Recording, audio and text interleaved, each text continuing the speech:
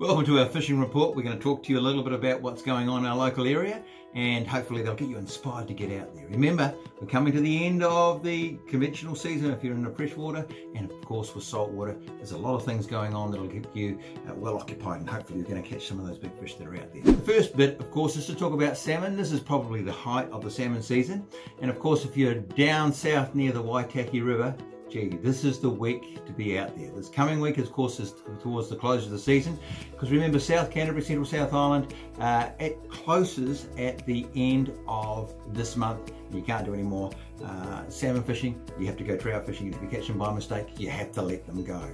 Anyway, the Waitaki generally fishes pretty well on its last week, so I know there's a lot of my friends that are going down there to make the best of it and to catch some fish if they possibly can.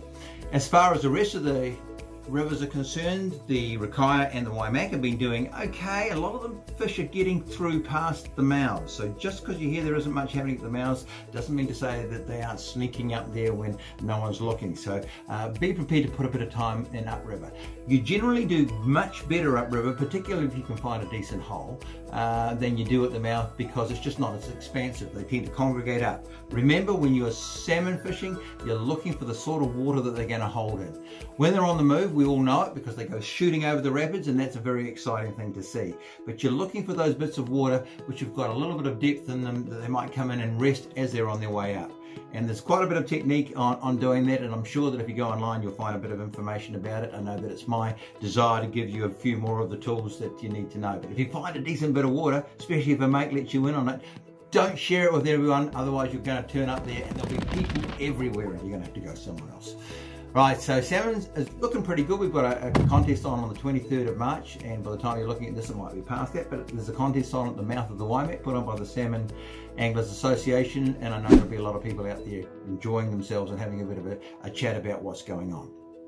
I want to talk to you about the backcountry. I went out yesterday and I'm a wee bit stiff today because I did take a bit of a tumble when I tripped over rocks. This is the trouble. You go walking up a river and you're busy looking in to see where these fish are and you're not looking at your feet. So my body's a little bit sore today, but that's okay. We're going to go out there and do more. It shows me that I need to do more fishing so that I get better on my feet and can spot fish at the same time. I need to develop that skill. But a lot of fish out there. The rivers are relatively low, and again, those fish are more concentrated down when that's the case. So get your time in. The thing I love about this time of year, no one's out there. So if you want to stay away, that's great because you're going to give me more space. Another thing, just talking about the backcountry lakes, great time of year to be fishing the lakes. And we've had a bit of settled weather in the last week with wind not being too strong, and of course the fish are still rising to dry flies, but you'll find that they'll start to be more difficult to catch on dries, and you're back to nymphs and using streamer type flies. They're starting to build up condition, and they tend to congregate around any river mouths. So lakes like the Lake Coleridge, very good this time of year. The Wrighton and the Harper River, even the little trickles coming in, they start to get those fish congregating around them, and if you go there at night you can do extremely well, but even during the daytime they're there in bigger numbers. So put that on your list and get out there and enjoy yourself. I love the last month of fishing into those lakes. Again, not so many people. Fish are in great condition because they're getting ready for spawning, and they tend to get far more bitey, which is my favourite kind. Remember, I prefer dumb fish to the enlightened ones, so you're always looking for the dumb ones, you're looking for the angry ones, and you can do things with that. Let's talk about the canals. Of course, we've put out the dates for our canal schools now, and I know that if you're looking at our social media, where you're probably watching this from, you'll see that we've got all our dates out there. The places are filling fast. I tell you, you learn secrets on these schools that you would not necessarily get really quickly. And so our idea is to give you little tools, little things that might be missing in the strategy that you're having.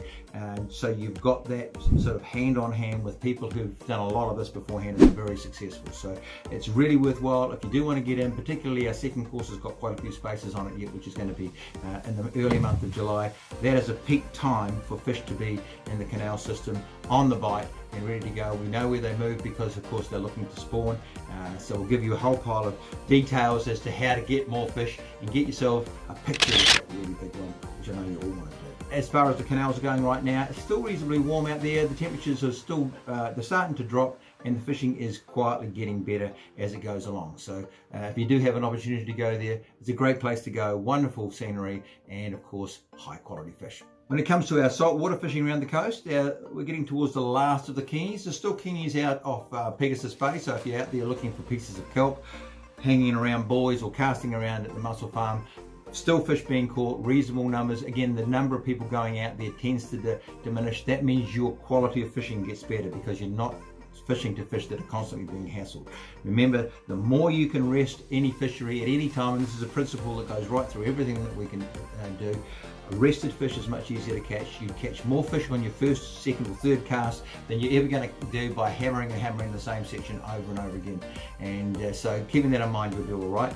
I see a couple of people have been up to Collingwood since I was there with my dismal story of no fish there, and they've done extremely well. Some very, very big fish. If you go onto the Aussie Fly Fisher page, you'll see a cracking fish on there which has been caught by that legend in the game, Josh Hutchins. And so yeah, he may be ever so slightly jealous, but it also makes me determined I want to get back there and do it all over again. Get out there and make it happen. Remember, we haven't got too many of those really warm days left, and you get out there and enjoy yourself. I've got to tell you, it's better than sitting around the city and just wasting time in shopping centres. You know what I mean? Unless, of course, it's a fishing shop. Love to see you here. We're at 484 Cranford Street. And, of course, you can find us online at completeangler.co.nz. Love to ask you your questions. Love to go and talk to you some more about anything. When you come into the store, our desire is to help you catch more fish.